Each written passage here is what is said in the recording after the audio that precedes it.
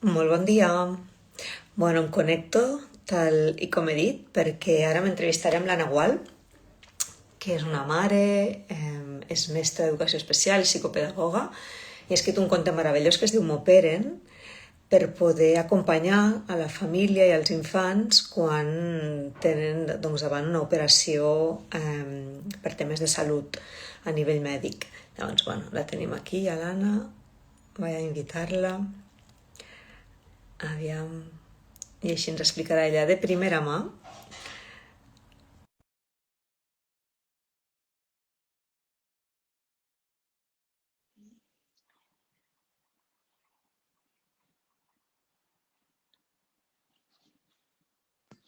Aquí estàs. Bon dia, Anna. Què tal? Se m'escolta bé, se'm sent bé, sí? Sí, sí, se t'escolta molt bé. A Super, mi també? jo també. Sí, perfecte. Vale. Doncs mira, aprofitava mentre et connectaves per presentar-te. Jo ho he dit en aquest ordre, no sé si tu et defineixes en un altre ordre. He dit que ets mare, mestra d'educació especial, psicopedagoga també. Mhm. I, bueno, una mica la idea és que ens expliquis, perquè la gent conegui aquest conte tan meravellós que has escrit. Però abans de parlar del conte, potser sí que m'agradaria una mica que et presentessis i que ens expliquis, Anna, per què t'ha portat a escriure, no?, aquest conte.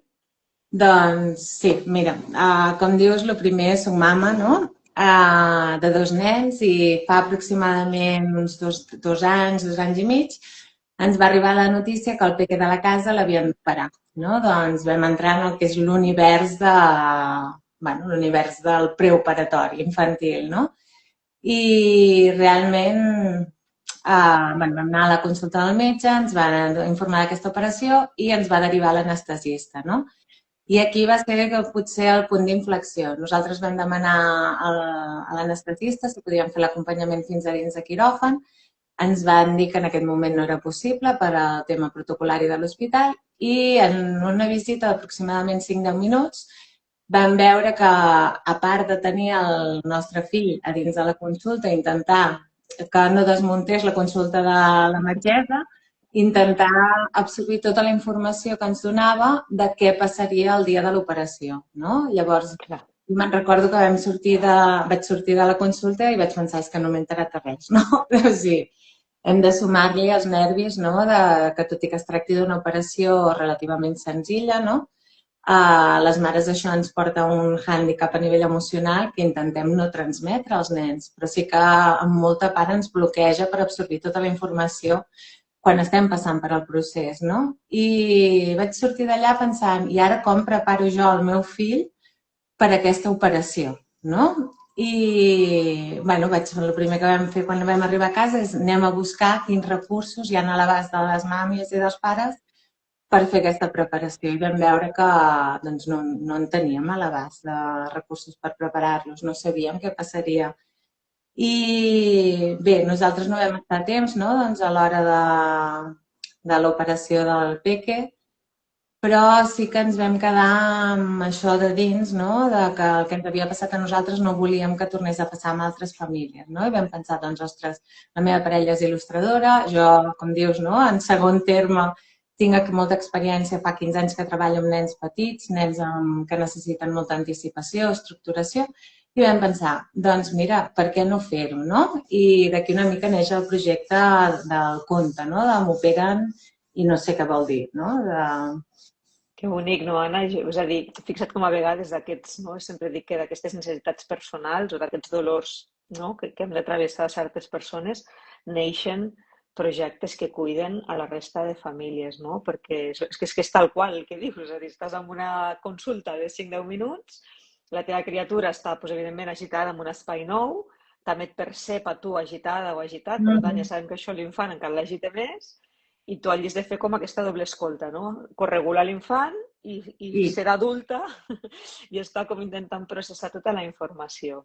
clar, i jo crec que és important posar de relleu, no?, doncs que en els hospitals que avui en dia que tenim al nostre abast tenim un personal que és excel·lent, però s'ocupa de la part mèdica, no?, purament. Llavors, Sí, sí que és veritat que cada cop hi ha més comissions d'humanització dels centres hospitalaris i que intenten arribar a aquest punt emocional, però nosaltres en aquell moment no ens el vam trobar. El Peque, el dia que el van operar, sí que és veritat que tothom que va estar en contacte amb ell el va intentar tractar amb la màxima cura possible. Però ell va entrar plorant a quiròfan i va sortir-ne plorant, no? Llavors encara ens va remoure molt més aquesta necessitat del que nosaltres havíem viscut, no volíem que tornés a passar. I dins de tot el que està al nostre abast és el petit granet de sorra que intentem aportar, no? A les Bueno, altres famílies. petit gran granet de Bueno, sorra, no? Perquè jo recordo que ens hem posat cara fa poc, tu i jo, Anna, però ja mm, fa anys, no? Un any i mig o dos, no sé quan va començar la comunicació, on em vas venir a buscar, no? Per explicar-me una mica la situació i si us podia donar una mica de suport. I recordo haver fet publicacions, no? Per xarxes socials i jo seguia aquesta mobilització. Deia, ostres, és que és molt important això que esteu fent, perquè sí, sabem, no? Estem al 2026, coneixem una mica la neurociència del mm, desenvolupament infantil i hem de poder, com a espais sanitaris i mèdics, també acompanyar no només la salut física, sinó la salut mental, perquè van de la mà, no? Un infant totalment. tan petitet entre quiròfan, no només la informació o l'acompanyament a la família, sinó que aquesta criatura necessita una figura referent abans d'anestesiar-se i abans de despertar-se, no? I Totalment. això ho has aconseguit amb Bueno, alguns... està en procés. El que vam fer nosaltres és, bueno, vam sortir de l'hospital realment molt enfadats abans de fer tot el tema del conte i vam obrir una queixa formal a l'hospital, que penso que és important que totes les mares i pares ho Sí, sàpiguen, que tenen aquesta possibilitat i que una potser no suma. Però quan n'hi ha moltes i moltes famílies posen de manifest que no estan d'acord amb el protocol que hi ha en aquell moment a l'hospital, és llavors quan es comencen a plantejar un canvi, no? Llavors també el que vam fer és obrir una queixa al Síndic de Greuges de Catalunya que porta tot el tema d'infància perquè ens ajudés.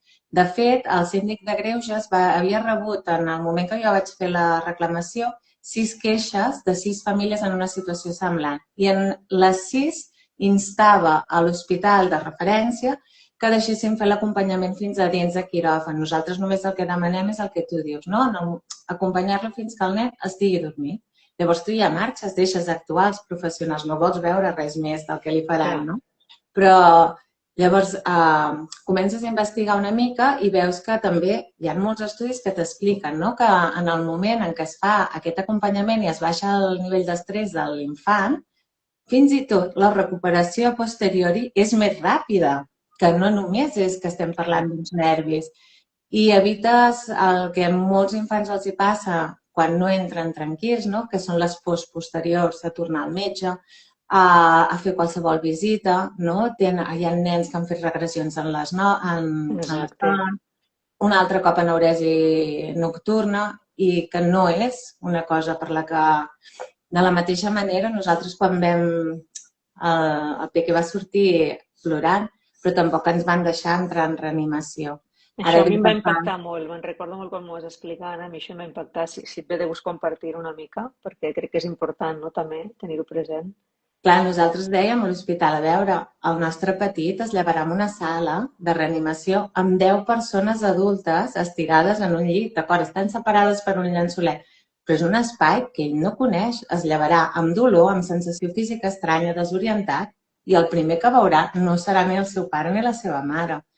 Llavors, vam intentar lluitar molt també per aquest canvi, no? I actualment, per exemple, des del febrer del 2024, a l'Hospital de Terrassa, on el vam operar, va permetre començar a entrar dins de reanimació un dels dos pares, no? Mm. I juntament el que dèiem del Síndic de Greuges, el que vam fer és obrir una campanya de recollida de firmes del Change.org, que va tenir molt bona acollida, gràcies també a la Sí. publicitat que ens vau fer molts de vosaltres.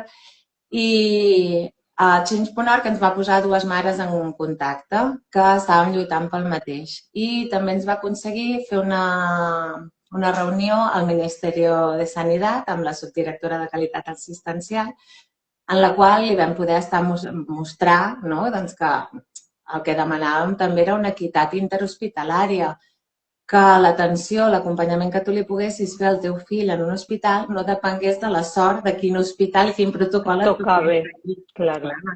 I en aquest sentit, elles sí que van com manifestar que, tot i que no era una prioritat de treball dins del Ministeri, sí que ho volien posar en agenda perquè entenien que era una mesura de canvi que tampoc comportava cap cost. Era totalment voluntat, no?, dels hospitals deixar i permetre fer aquest acompanyament. Sí, que al final, un incís, no, amb això que tu dius, és a dir, que important és entendre la salut com un compendi, com una paraula en majúscules. Perquè, clar, quan un infant està en un sistema nerviós que no té calma,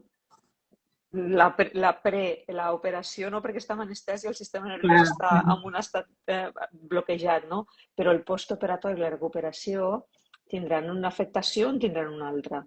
No? Llavors, clar, una mica el que s'està demanant és que en un espai de salut es cuidi la salut integral de les criatures quan tenen aquestes necessitats, no? de ser acompanyades davant d'un procés doncs, que els generarà malestar, perquè una operació pot ser més o menys dolorosa, més o menys incòmoda, però és un procés que trenca aquesta part de seguretat, no? D'aixopluc, d'estar dins de la llar. I que molts cops el que et comenten als hospitals per al·legar-te que no pots fer aquest acompanyament, una mica veus que no té ni cap ni peus, no? Perquè nosaltres ens deia, és que no es pot fer per higiene del quiròfan, no? Perquè ha d'estar tot ben net, d'acord? Però amb nens amb autisme, per exemple, o nens que aquí a Catalunya tenen la targeta Cuida'm, sí que s'està permetent fer aquest acompanyament. Llavors, si realment podeu assegurar un estat del quiròfan òptim per una operació, que entri el papa o la mare en aquests casos, perquè el meu fill, que té 4 anys, no pot disposar d'aquest acompanyament. O quan hi ha una barrera lingüística, també deixen, no? O fa 10 anys que també es posaven les mans al cap quan algú proposava que el pare o la parella d'un embaràs pogués entrar dins una cesària. Exacte. Sí. I actualment és la cosa més normalitzada del món, no? Llavors, Anna, de tot això neix aquest desig, no? de parir una eina que ja entenc que aquesta eina és tant per infants com per la família, perquè sabem que els contes a vegades ajuden més als adults a regular-nos per poder corregular i als infants també, no? Llavors, explica'ns què aporta aquest conte amb aquest context familiar davant d'una operació. Doncs és el que comentes una mica, no? És una mica una corregulació, no? És donar tota la informació del dia de l'operació als pares, explicar el que és l'ansietat preoperatòria, no? Perquè nosaltres podem veure que des del moment que li donem la notícia al nostre peque poden haver-hi canvis, no? I com podem treballar aquests canvis i com acompanyar o sostenir-los, no? Fins al dia de l'operació. I llavors el conte és la història de 2 germanets, no? Un dels quals li diuen que l'han d'operar. La germana veu que està tots aquests canvis, però ben bé no sap com ajudar-lo, no? Sí que és veritat que molts cops en aquestes situacions, quan hi ha la figura d'un germà, aquest fins i tot es pot arribar com a sentir culpable, no? Perquè no sap ajudar, veu que una persona que s'estima molt està a l'altra banda, no? I que a ella no li està passant, no? Tot aquest procés, però d'alguna manera també li afecta, no? I llavors passa una petita cosa i el nen s'enfada molt i diu que en un moment del conte que ell no es vol operar perquè no en sap, no? I a partir d'aquí els pares entenen que no li han explicat prou bé tot el procés de l'operació i el conte explica pas a pas tot el que es trobarà aquell dia, no? Doncs és el dia de despertar-se, com es sentirà, quan arriba a l'hospital, la sala de preoperatori, l'administració de la premedicació. Intenta explicar-ho també amb un llenguatge una mica senzill, no? Que els nens puguin entendre, no? Doncs a l'administració de la premedicació, per exemple, si li han de posar via nasal, doncs li explica que és la mateixa sensació que quan es tira a la piscina i no es tapa el nas. I li entra l'aigua al nas. No? Llavors el nen aquí ja coneix la sensació, no? Baixa tota aquesta ansietat, es veu acompanyat. I llavors hem acompanyat el conte amb 2 apartats més. Un que és les recomanacions per pares, no? Què podem fer, a part de llegir el conte o de buscar altres tipus de recursos visuals, no? Què podem fer per ajudar els peques a la casa a entendre el dia de l'operació i a treballar i que se sentin més tranquils. I una última part que són els drets dels infants dins de l'entorn hospitalari, no? Perquè els pares sàpiguen que, bueno, un dia ho parlàvem, no? Que tenim molt clares totes les nostres obligacions, però clar. a vegades ens costa més saber què podem demanar, no? I per por o per desconeixement totalment no ho demanem el que podem. És a dir, és un conte supercomplet, no? És a dir, dona un marc de comprensió molt més simbòlica a l'infant, no? Perquè li explica una vivència que segurament per etapa evolutiva encara no pot comprendre perquè no l'ha viscut, però a través del conte doncs, l'ajuden entrant en aquella vivència, no? que tindrà, i també ajuda sobretot a les persones adultes a estar amb aquesta sensació de coneixement, de saber quins drets tinc, saber com puc acompanyar, saber com puc gestionar. I clar, tot això, Anna, és salut familiar, no? Exacte. No, jo també deia sempre, no, que les mames i els pares, però els referents, per molt que intentem ser impermeables, no, amb els nostres Claro, sentiments, no ho som. Hi ha una no ho part que som. sempre es transmet, no? Llavors és el que dius, és important treballar tant l'adult com el petit, perquè llavors tot es Sí, relaxa més, no? I es fa més sí. natural. I a vegades això també ajuda molt quan hi ha hagut un procés, no? Si dius, una família diu, ostres, és que a mi això ja m'ha passat. És igual, és a dir, un conte pot ajudar a que l'infant integri a nivell simbòlic, a nivell de lectura. A vegades els infants volen llegir un conte moltes vegades perquè l'han de realment integrar i processar i els pot ajudar a integrar una experiència del passat, no? Perquè no Exacte. esdevingui doncs, una ferida o una xinxeta molt forta dins del seu mapa evolutiu, perquè quan algo ha estat viscut amb un impacte emocional i físic tan fort com és una operació i l'has viscut bastant en solitari, això té Mhm. molts ingredients perquè la ferida sigui forta, no? O generi totes aquestes conseqüències, efectes col·laterals posteriors. Llavors, els contes, i sobretot aquest Mhm. conte, ajuden moltíssim a que l'infant també pugui reprocessar aquesta vivència des d'un lloc ja més distant, més amortiguat, no? Amb la mare, el pare, un altre adult de referència Mhm. que també pugui acompanyar. I també m'agrada molt el que hagueu posat l'element germana o germà, no? Perquè moltes vegades dins del sistema familiar a vegades hi ha tendència a acompanyar a l'infant que es va operar, però clar, Però l'entorn, si hi ha germans o germanes, també viuen aquest procés d'una manera a vegades força desconeguda, no? clar, al final és una mica reflexa la història que nosaltres vivim i el nostre marc també familiar, no? Clar, I, bueno, m'hagués agradat tenir tota la informació que tinc ara 2 anys enrere, no? Però, bueno, és el que dius, a vegades d'una vivència teva o d'un fet que, entre cometes, va ser traumàtic, no? A nivell familiar, doncs n'ha sortit una cosa bonica i per nosaltres també és reparador aquest fet, clar, no? De dir, vale, m'imagino, vam, m'imagino.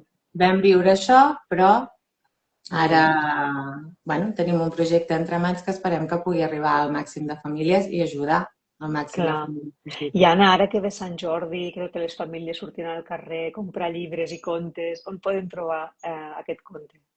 Doncs actualment el tenim autoeditat a Amazon. El podem trobar en català, tant en català com en castellà, i el conte en català és M'operen i no sé què vol dir, i en castellà és Me operen i no sé què El significa. tens per aquí? El pots agafar?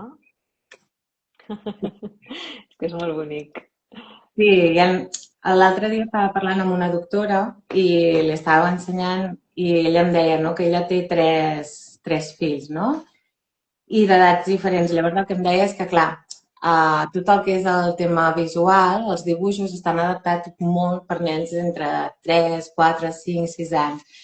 Però després hi ha una quantitat d'informació per escrit, no?, que diu, clar, és que m'aniria bé tant pel peque de la casa que té 4 anys com pel gran que en té 9, no?, que pot absorbir tota la informació que li estàs llegint o llegir-se-la ell mateix, no? I Exacte. realment va ser una observació que jo no havia caigut, no? I vaig pensar, ostres, mira que maco, no? Que a vegades també... Important. Sí, Sí, i a vegades surten coses per casualitat que tampoc les havies programat d'aquesta manera, no? sí, que bé. Pues jo deixaré a la descripció tots els links perquè les persones que escolteu i esteu interessades doncs pugueu adquirir aquest conte. Tant de bo totes les biblioteques públiques, tant de bo totes les biblioteques hospitalàries, tots els hospitals públics i privats de Catalunya el puguin tenir, el puguin adquirir, Anna. I, Tant de bo. i jo tinc la sensació que a la història sonarà el teu nom, no? Va haver Ah, un moment que una família, que una mare, no? Va decidir transformar aquesta ferida, transformar aquest dolor amb una eina per ajudar pues, altres infants, altres famílies a que no passin pel mateix, a que tinguin aquests recursos precisament doncs, per evitar, no? Per fer una promoció de la salut davant mm. evidentment, d'una situació que també és de cura, com pot ser una operació, no? Mm. Que bé, jo et felicito. No Moltes sé si gràcies, abans de Elisenda. tancar, Anna, vols dir alguna coseta més? Jo animaria totes les famílies que de veritat, que penso que els canvis els farem entre tots, entre comunitat, no? Mm, I que realment si us trobeu en una situació que vosaltres voleu fer aquest acompanyament, lluiteu, teniu moltes clar, coses al vostre abast, no? Aquí teniu els drets recollits, però no només aquí, els podeu buscar per internet, podeu anar a posar a la instància, podeu anar al síndic de Greuges de Catalunya i trucar-ho, que realment jo em vaig sentir molt recolzada per ells, no? I demanar-ho i explicar-ho perquè creieu que és important. Jo m'hagués agradat molt poder fer aquest acompanyament i espero que en breu cada cop més hospitals els deixin de fer. De fet, ara ens van informar que, per exemple, l'Hospital Trueta de Girona sí. fa 2 mesos que deixa fer l'acompanyament dins de quiròfan. Sant Pau també ha començat a deixar fer aquest. Així que si posem una mica Que més de bé. pressió entre tots i totes, jo crec que s'aconseguirà. Que bé. Sí, jo sempre dic, no? És com anar posant aquests petits grans granets de sorra cap a una mirada de la salut molt més integral, que no només sigui, evidentment, la salut física, Mm, però que també incorpori la salut emocional i la regulació del sistema nerviós, sobretot quan és infància, no? Que és aquesta part tan sensible de la nostra espècie humana, no? exacte. Que bé. Doncs moltes gràcies, Anna, de veritat, Moltes gràcies a per tu, haver Elisenda. parit aquesta eina, que jo també sóc amant dels contes, amb això ho compartim, i de veritat desitjo que arribi molt lluny. Gràcies a tu, Elisenda, per tot. Vale? Una abraçada i estem en contacte. Una abraçada. Adeu. Adéu.